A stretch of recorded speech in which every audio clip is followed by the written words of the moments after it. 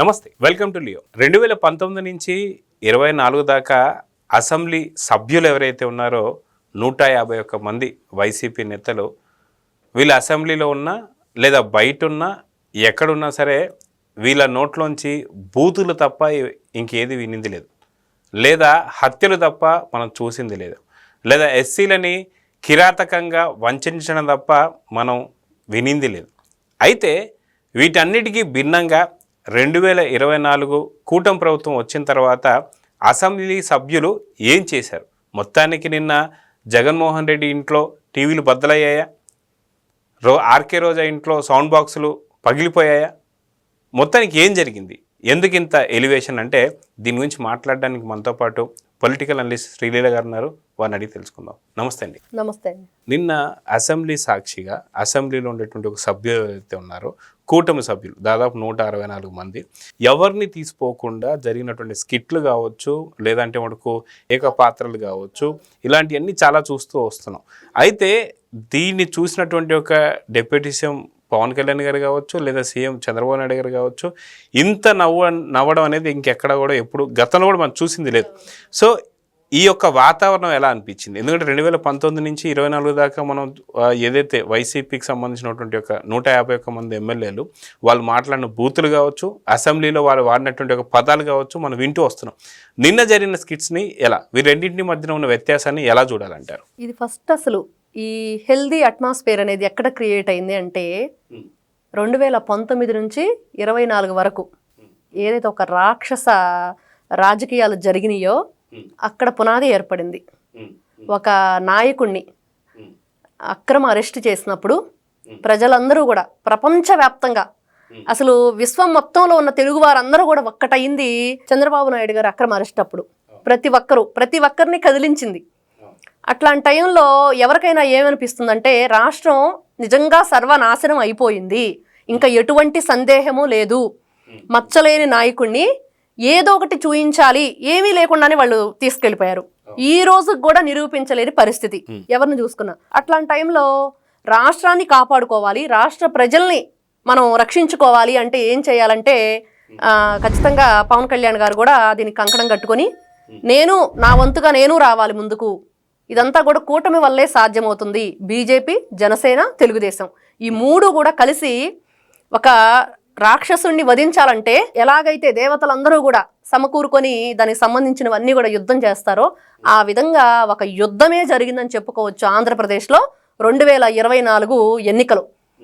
అలాంటి ఇన్ని రకాల కష్టాలు పడ్డారండి ఆంధ్రప్రదేశ్ ప్రజలు. ఈ రోజున ప్రజలు ఎంత ఆనందంగా ఉన్నారంటే ఆ ప్రజలను పరిపాలించే నాయకులు హ్యాపీగా ఉంటారని మనం గమనిస్తే కనుక ఖచ్చితంగా చెప్పుకోవచ్చు. ఒక రాష్ట్రం బాగుంది అంటే ఆ రాష్ట్రాన్ని వీళ్ళు ఎవరైతే అధికారంలో ఉన్నారో వాళ్ళు హ్యాపీగా ఉన్నప్పుడు అది కూడా బాగుంటుంది.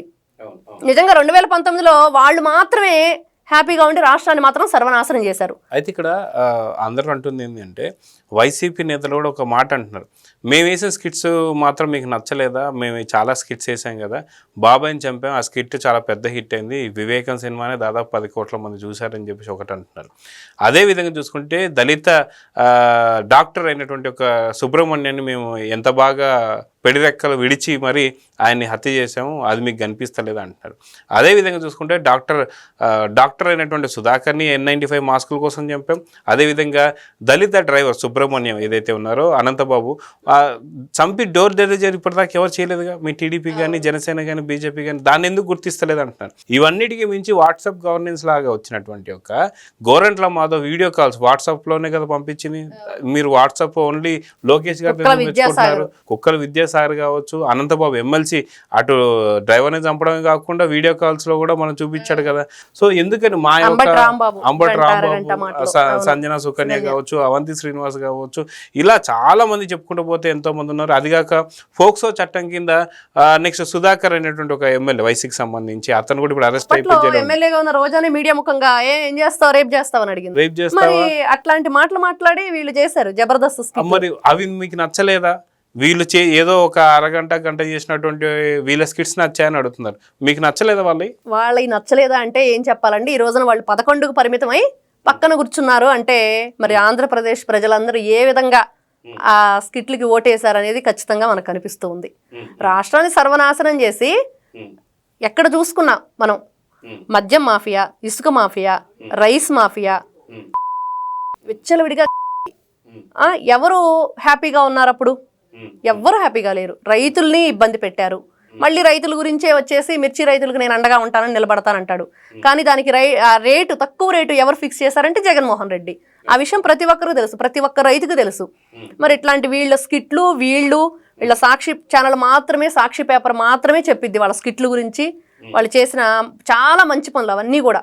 ఆ మంచి పనులు చూసి జనం వీళ్ళని 11 తోటి మీకు చాలు, ఈ మంచితనం చాలా ఎక్కువైపోయింది ఇప్పటికే రాష్ట్రానికి, మేము తట్టుకోలేకపోతున్నాం ఈ మంచితనాన్ని, ఈ సుఖ సంతోషాలని, కాబట్టి మీ పరిపాలన ఇంకా చాలు అని అన్నారు. కానీ ఈ రోజున ఏదైతే అసెంబ్లీలో ఇప్పుడు కూటమి ప్రభుత్వంలో ఉన్న వాళ్ళందరూ కూడా చక్కగా సాంస్కృతిక కార్యక్రమాలు, ఏవన్ కన్వెన్షన్ విజయవాడలో జరిగితే అవన్నీ చూస్తుంటే కన్నుల పండగగా మనం చెప్పుకుంటూ ఉంటాం అప్పుడప్పుడు. ఈ రోజున తాడేపల్లి ప్యాలెస్లో ఎన్ని టీవీలు బద్దలైనయో అని, అది ఖచ్చితంగా రాత్రి అయితే జరిగే ఉంటుంది. అన్నిట్లో కల్లాగా ముఖ్యమైన విషయం ఏంటంటే అందరూ చాలా బాగా స్కిట్లు చేశారు. అసలు అక్కడ జనసేన, బీజేపీ, తెలుగుదేశం పార్టీ అందరూ కలిసి ఒకే గ్రూప్ లాగా కూటమి కింద చేశారు. అసలు అవి చూస్తుంటే ప్రతి ఒక్కరికి కడుపుబ్బా నవ్వుకున్నాము అంటాం కదండి, నిజంగా పొట్ట చెక్కలు అయ్యేలాగా నవ్వేశాం ప్రతి ఒక్కరు కూడా. అది ఇక్కడికి మనం చూస్తుంటే కూటమి ఏర్పడక ముందు కూడా పవన్ కళ్యాణ్ గాని కావచ్చు, నీకు నిజంగా 175 మంది అసలు కనీసం మెంబర్స్ ఉన్నారా అని అడిగినటువంటి వాళ్ళు ఉన్నారు. అదేవిధంగా ప్రతిసారి చంద్రబాబు నాయుడు ఎవరో ఒకరితో పొత్తులు పెట్టుకుంటారు కానీ సింగిల్గా రాదని చెప్పేసి తన్ని అన్నట్టుగా ఉన్నారు. అసలు బీజేపీకి ఇక్కడ కనీసం ఓట్ పర్సంటేజే లేదని చెప్పేసి అన్నారు. అటువంటి ఒక పొత్తులు మీరు పెట్టుకుంటారా అన్నట్టు మాట్లాడుతూనే ప్రతిరోజు కూడా మనం చూస్తున్నాం, సాక్షి పత్రికలు కావచ్చు, సాక్షి ఛానల్లో కావచ్చు, కూటమి మధ్య చీలికలు పెట్టాలని, పవన్ కళ్యాణ్ చంద్రబాబు నాయుడు ఫోన్ లిఫ్ట్ చేస్తలేదని చెప్పి, లేదా తండ్రిపైనే లోకేష్ చాలా సీరియస్ అయ్యాడని చెప్పి, సో నిన్న వీటన్నిటికీ పటాపంచలు చేస్తూ స్కిట్స్ అన్ని చూస్తూ వస్తున్నాం. చంద్రబాబు నాయుడు గారు పవన్ కళ్యాణ్ ఎలాగా ఎంజాయ్ చేస్తూ చూసాం. సో ఇప్పటికి కూడా మళ్ళీ సాక్షులు ఇంకా రాస్తూనే ఉంటారా అంటే ఏమంటారు? ఖచ్చితంగా వాళ్ళకి తెలిసిందే అది, పిచ్చి మాట్లాడుకోవటం, పిచ్చి రాతలు రాయటం మనం చూసాం. అసలు అసెంబ్లీలో సెషన్స్ జరగని దానికి ఇన్ని 100 కోట్ల రూపాయలు ఖర్చు చేసేసారని చెప్పి రాశారు. మరి పోసాని కృష్ణమురళికి వీళ్ళే స్కిట్ ఇచ్చారని చెప్పి అతను చెప్పాడు. వాళ్ళు ఇచ్చిన స్క్రిప్ట్ మొత్తం నేను చదివానని చెప్పేశాడు. ప్రతి ఒక్కటి ఎటు చూసుకున్నా కూడా వైఎస్ వివేకానంద కేసులో కూడా సునీల్ యాదవ్ చెప్పాడు, మా తల్లి పైన తప్పుడు రాతలు రాశారని చెప్పేసి. ఈ విధంగా వాళ్ళు చేసేవన్నీ కూడా ఇలానే ఉంటాయి. కానీ నిన్న పవన్ కళ్యాణ్ గారు మాట్లాడిన మాటలు చూస్తుంటే మళ్ళీ చంద్రబాబు నాయుడు గారు ఎలాగైతే మోడీ గారు 3 సార్లు హ్యాట్రిక్, 3వసారి కూడా తను పిఎంగా వచ్చారో, మళ్ళీ అలానే చంద్రబాబు నాయుడు గారు వరుసగా 3 సార్లు ముఖ్యమంత్రిగా ఉండాలి, ఆయన కింద మేము పని చేయాలి. ఇది అసలు ఇంకా వాళ్ళ చెవులు తూట్లు పడ్డాయా, లేకపోతే చెవుల్లో ఏదైనా పెట్టేసుకున్నారా వినపడకుండా, ఆ కళ్ళకు గంతలు కట్టేసుకున్నారా చూడకుండా, ఇదంతా అనిపించే విధంగానే ఉంది. ఎందుకంటే వాళ్ళకి అంత మంచి మనసు లేదు, అంత మంచి విషయాలు చూసే కళ్ళు కూడా కావవి.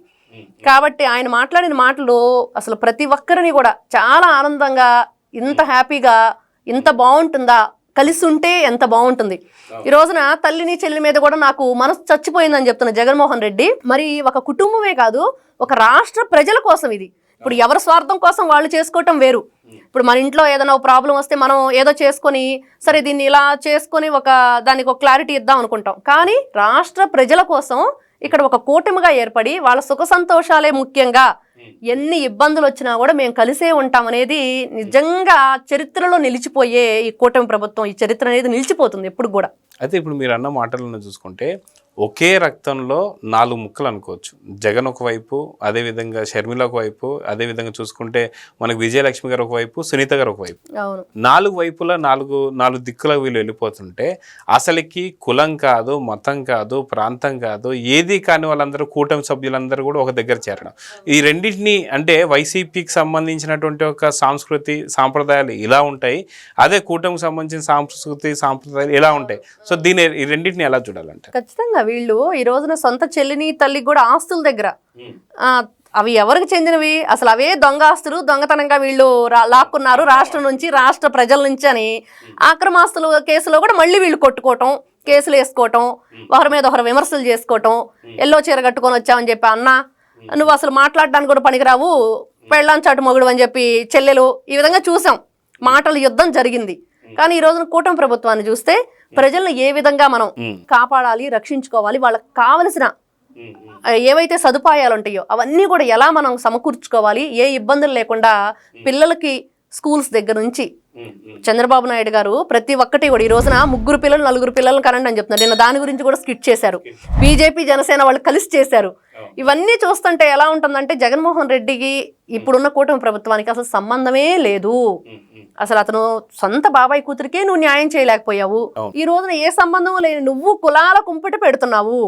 ఎక్కడా లేని కులాల కుంపటి రాజేస్తుంది జగన్మోహన్ రెడ్డి. అసలు జనసేన ఇప్పుడు చంద్రబాబు నాయుడు గారి కింద పనిచేద్దామని చెప్పి పవన్ కళ్యాణ్ గారు చెప్తుంటే ఇతనేమో వాళ్ళిద్దరికి పడట్లేదని చెప్పి చెప్తాడు. సో ఇక్కడ మనం చూసుకుంటే నిన్న ఎవరెవరు స్కిట్స్ చేశారు, దాంట్లో మీకు నచ్చిన స్కిట్స్ ఏంటి అంటే ఏం చెప్తారు? దాంట్లో ఖచ్చితంగా చెప్పుకోవాలంటే బీజేపీ జనసేన వాళ్ళది చాలా బాగుంది. ఈశ్వర్ గారు, విజయ్ గారు వీళ్ళిద్దరూ చేశారు.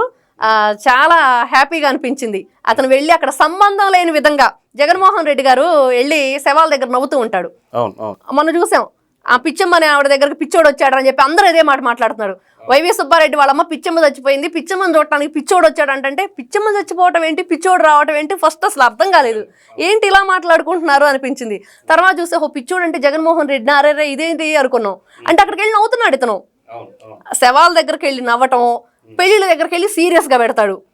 దానికి తగ్గట్టుగా స్కిట్ లో కూడా అతను పెళ్లి దగ్గరికి వెళ్ళేమో పావురానికి పంజరానికి ముడి పెట్టారని చెప్పి పాట, ఆవిడ ముసలావిడికి బర్త్డే అని చెప్పేసి కేక్ కటింగ్ చేస్తుంటే రాలిపోయే పువ్వా నీకు రాగాలి ఎందుకని చెప్పి అక్కడ పాడటం, అతను పిచ్చ కొట్టుడు కొట్టారు చివరికి. ఆ స్కిట్ చూస్తుంటే నిజంగా జగన్మోహన్ రెడ్డి గుర్తొచ్చాడు. అవన్నీ కూడా అసలు వీళ్ళ స్కిట్ కన్నా కూడా ముందు అతను చేసిన పిచ్చి పనులన్నీ నవ్వొచ్చినాయి విపరీతంగా. అసలు పొట్ట చెక్కలయ్యేటట్లు నవ్వుకున్నాం అనమాట. అది కాక RRR గారు కూడా ఏకపాత్రాభినయం, అవునవును ఏకపాత్రాభినయం చాలా చాలా బాగా చేశారు. నిజంగా అతను చూస్తుంటే మనం ఘటోద్గజుడు సినిమాలో కైకాల సత్యనారాయణ గారిని చూస్తే ఆ పర్సనాలిటీ కానీ ఆభరణాలన్నీ పెట్టుకొని చాలా హుందాగా చాలా బాగున్నారు. చాలా బాగా మాట్లాడారు. ప్రతి ఒక్కరూ ఎటువైపు చూసుకున్నా కలిసి ఉంటే కలదు సుఖం అని మన ఎన్టీ రామారావు గారి సినిమా ఒకటి ఉంది. అలాగా కలిసి ఉంటే కలదు సుఖం అంటే అది రాష్ట్రానికి, కుటుంబానికి, ప్రజలందరూ కూడా సుభిక్షంగా ఉంటారు, ఇలా ఉండాలి అనేది ఆదర్శనీయంగా మనకి నిన్న కళ్ళకు కట్టినట్లు కనిపించింది అనేది మనం ఖచ్చితంగా చెప్పుకోవచ్చు. సో చూద్దామండి, ఖచ్చితంగా నిజంగా మీరు అన్నట్టుగా జగన్ ఇంట్లో టీవీలు బదులైపోయి ఉండొచ్చు, ఆర్కే రోజా ఇంట్లో సౌండ్ బాక్సులు బదులైపోయి ఉండొచ్చు, సాక్షి పేపర్లు ముక్కలుగా చింపి విసిరేసి ఉండొచ్చు. సో మొత్తానికి నిన్న రెండిటి పార్టీల మధ్యన వ్యత్యాసం అనేది చాలా క్లారిటీగా చెప్పారు. సో చూద్దాం జరగబోతుంది. నమస్తే. Please subscribe to Leo news for more videos.